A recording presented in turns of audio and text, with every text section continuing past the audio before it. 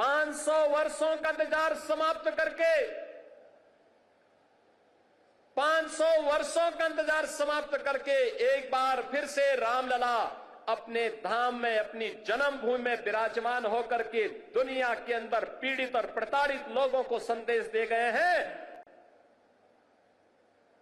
कि कभी भी अपने पथ से विचलित मत होइए, संघर्ष का रास्ता अपनाइए, सफलता जरूर प्राप्त करेगी, सफलता जरूर प्राप्त होगी।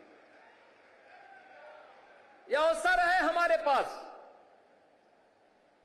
उन सभी आत्माओं को स्मरण करने का जिनका पूरा जीवन राम जन्मभूमि आंदोलन के लिए, प्रभु राम की कृपा का प्रसाद प्राप्त करने के लिए समर्पित था। मैं इस अवसर पर उन सभी पूज्य संतों को नमन करता हूं, उन सभी हुतात्माओं के लिए जिन्होंने 3.5 लाख की संख्या में अपना शहादत दे करके एक ही तमन्ना के साथ इस धराधाम से विदा हो गए कि चाहे जैसे भी हो, हमारे बलिदान की कीमत पर ही सही, लेकिन अयोध्या में राम मंदिर का निर्माण होना चाहिए। उनका संकल्प पूरा हुआ। अयोध्या में राम मंदिर का भव्य निर्माण का कार्य पूरा हो चुका है। रामलला फिर से अयोध्या धाम में फिर से विराजमान हो चुके हैं।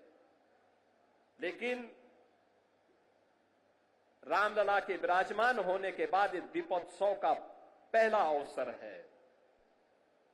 इससे पहले हम लोग बोलते थे और जो कहा सो करके दिखाया भी था। बहनों और भाइयों, ये डबल इंजन की सरकार जो बोलती है वो करके दिखाती है। अकेले अयोध्या धाम के विकास के लिए,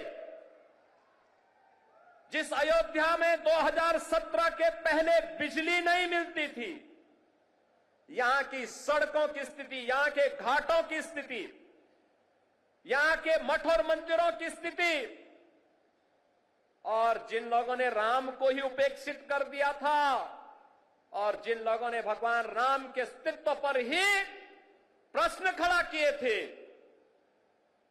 वे केवल भगवान राम के ही